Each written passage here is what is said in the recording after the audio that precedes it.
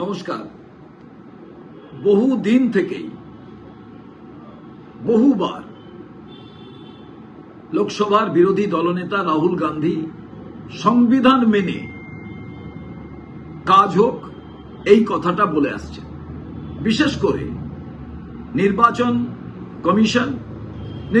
কমিশনারকে বারে বারে তিনি মনে করিয়ে দিয়েছেন এই দায়িত্বটা পালন করা দরকার কেন্দ্রীয় সরকার এবং রাজ্য সরকারের।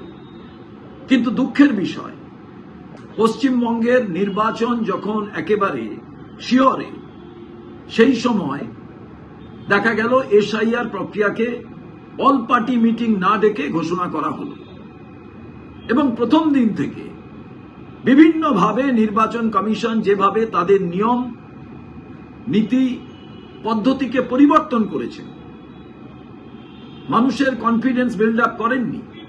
স্টেক হোল্ডার বাংলার মানুষ এবং স্বীকৃত রাজনৈতিক দল তাদের সঙ্গে কথা বলেননি।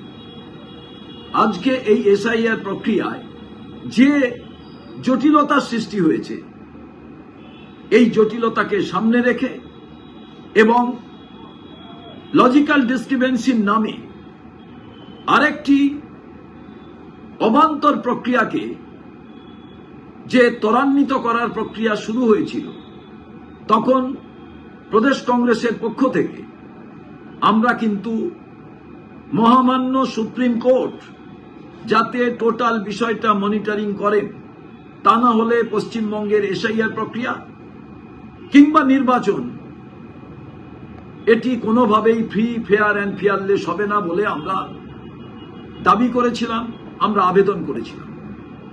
আমরা মহামান্য সুপ্রিম কোর্টের কাছে আমরা কেসও করেছিলাম। কিন্তু দুর্ভাগ্যের বিষয়, এতদিন পর্যন্ত কেউ কর্ণপাত করেননি। সারা পশ্চিমবঙ্গ জুড়ে এক অরাজক উত্তপ্ত আবহাওয়ার তৈরি হয়েছে। এই সময় মহামান্য আদালত, মহামান্য সুপ্রিম কোর্ট তারা এই রায় দিয়েছেন যে কলকাতা হাইকোর্টের ওপরে সেই দায়িত্ব অর্পণ করেছেন যে এমন একজন র্যাঙ্কের জুডিশিয়াল অফিসারকে দেয়া হোক যিনি ডিস্ট্রিক্ট জাজের সমতুল্য থাকবেন, তার মাধ্যমেই এসআইআর প্রক্রিয়া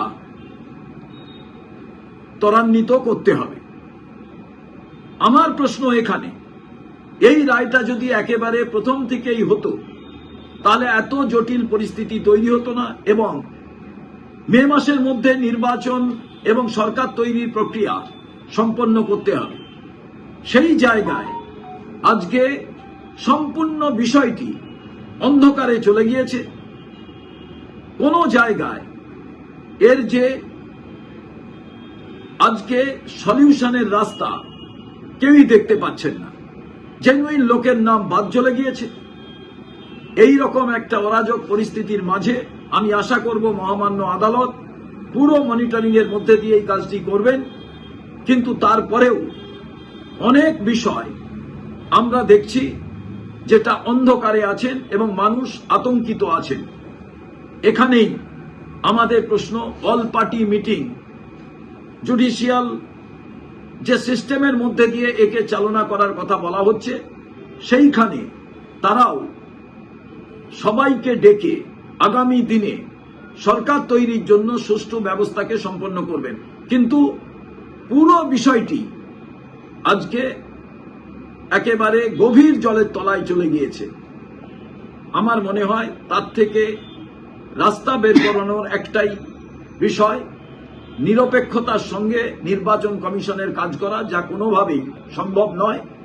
তার কারণ অশুভ সন্ধি কেন্দ্রীয় সরকার, রাজ্য সরকার সবার মধ্যে দিয়ে যে জটিলতা তারা তৈরি করেছেন সংবিধানকে না মেনে। আগামী দিনে আমরা চাইব সংবিধান মোতাবেক যাতে নিয়মগুলোকে লাগু করে জেনুইন ভোটারকে রক্ষা করা হয়, তাদের ভোটাধিকার রক্ষা করা হয়।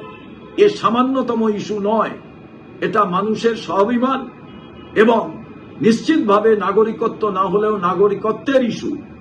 তার কারণ ভোটার লিস্টে নাম থাকবে না, আমি দেশের নাগরিক, এটাও কোনোভাবে সম্ভব নয়। এটাই আমরা আজকে জুডিশিয়ারিতে যারা দায়িত্ব পেয়েছেন তাদেরও সজাগভাবে মনে রাখার আহ্বান জানাচ্ছি।